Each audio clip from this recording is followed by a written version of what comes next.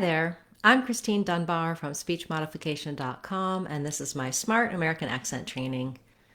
In this video, we're going to look at some words and phrases with the letter Y and the sound Y, and I'll answer some questions that came in regarding how to link these phrases and what you'll hear, how to pronounce them.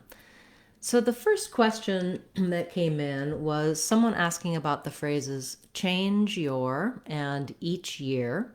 And that what they wanted to know is, was it really necessary to put that y sound of the your and year in, or could they just say change or and each year? Excuse me.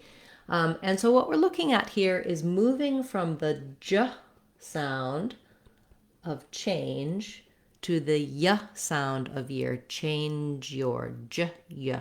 So that combination, as well as the ch sound, the ch sound to the y sound, and what happens there.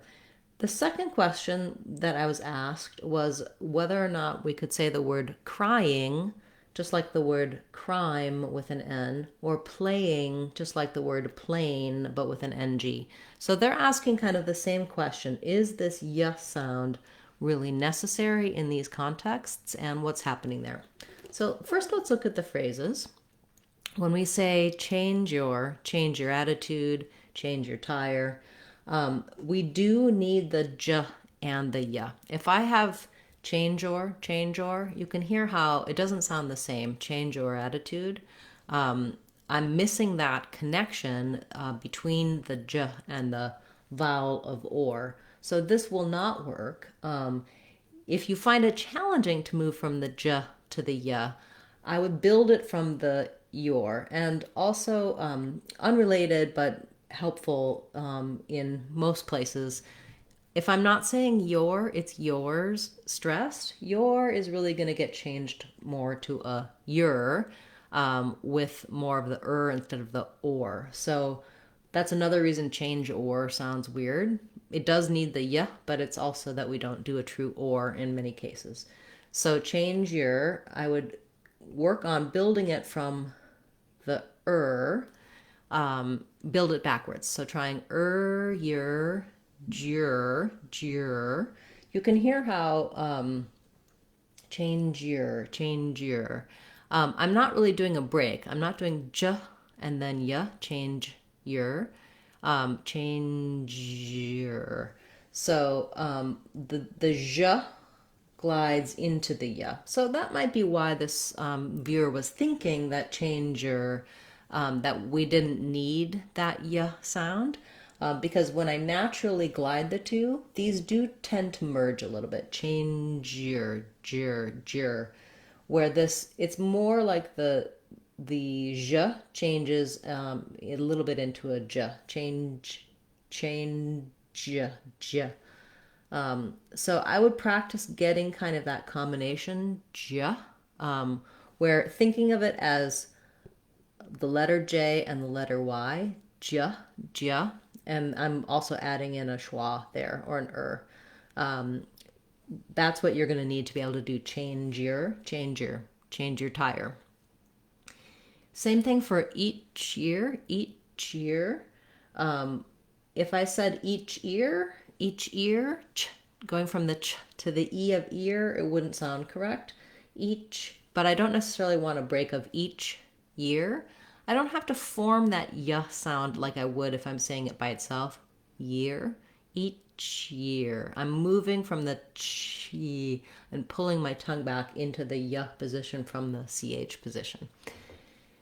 I would also suggest that you work on each of these sounds in different contexts and then try putting them together. That you might find it easier if I'm saying each one, each time, each thing, each year. And again, I can also build from the back where I would try ear, year, cheer, each year, cheer. Yeah, so if I had each year,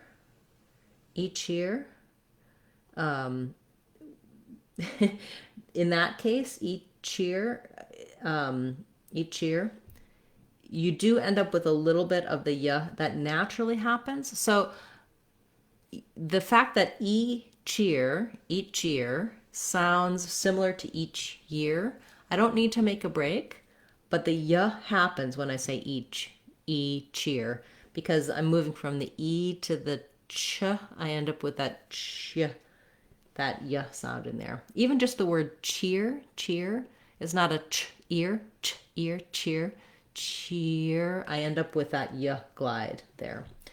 It just sneaks in on its own. So if it helps you to think of it as each year, and that helps you to say it correctly, you can think of it as not having the y, but you're naturally gonna, that y sound slides in there. Okay, kind of complicated and detailed, but I think for the viewer, they are just noticing this level of what's happening with moving from these affricate ch positions to the y position of the glide. Similarly, when I'm saying crying, if I go very slowly, I'm going to have that crying, that I'm going to have the crying, but I don't want to leave it out. I don't want crying, but it is kind of happening here in a word like crime. I do have the I'm, but if I'm moving to the ng instead of the m, I'm naturally going to glide in there, crying. So if it helps you to think about it like crying, in fast speech, that's what ends up happening, crying. I'm crying, she's crying.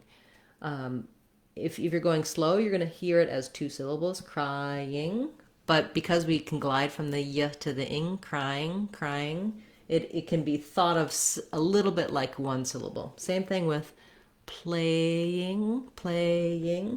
We do, when we move from the a to the I, this y sound happens naturally. We naturally have to glide. It's like if I'm saying play it, I don't break there. I don't say play it. I say play it.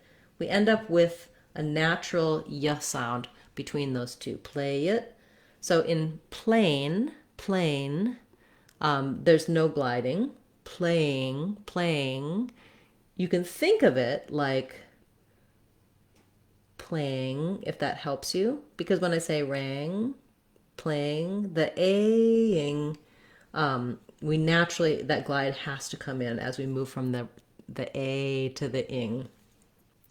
If I didn't leave this glide in here, the a and the I, the danger is that they might sound too much just like an ah. That might sound more like crying, and this might sound more like plain, where you're going to miss that second portion of your diphthong as you're moving between. Because if I move from I to I, then my glide is definitely going to be there. If I move from A to the NG without those vowels, it's not going to be there. So both of you who asked these questions made good observations about what happens with the y sound. It should come in naturally in these contexts. I don't necessarily need to make a break and put an extra y sound in. I don't want change your or playing, but playing and change your are going to have a natural y. So don't let that y drop out, but if it helps you to think of it without the y and just let the natural y happen, then you're in good shape. Okay, so that was pretty detailed, but I'm hopeful that it'll be helpful for not just the people who asked, but others of you who are noticing these kinds of sounds in these contexts and the challenges there. Looking at how we link sounds, drop sounds, add extra sounds is something we talk about in our Real Talk course. You can check that out on speechmodification.com. It's a great course for those of you who are at more of an advanced level, trying to notice what are those small differences in your speech between the way you speak and the way a native speaker speaks in the American accent. Also, our Sounds of English course is going to help you understand all of the different sounds of English and how they're spelled and some of these challenges. I do have a video for ear versus year, and some of these other patterns in other contexts. So if you have a question or a comment about this video, feel free to leave it and I'll direct you to some additional resources. Check out our free and paid courses on speechmodification.com to support you as well. I'll be back again tomorrow with another Word of the Day class, as well as on Friday, we'll have our live question and answer class. In that class, I take your questions live. You can type them in the chat and I'll answer them for you. We meet at Fridays, 12 o'clock Seattle time, 3 o'clock Eastern time. Thanks so much, those of you who have joined the channel as channel members. I really appreciate your support, and also channel subscribers.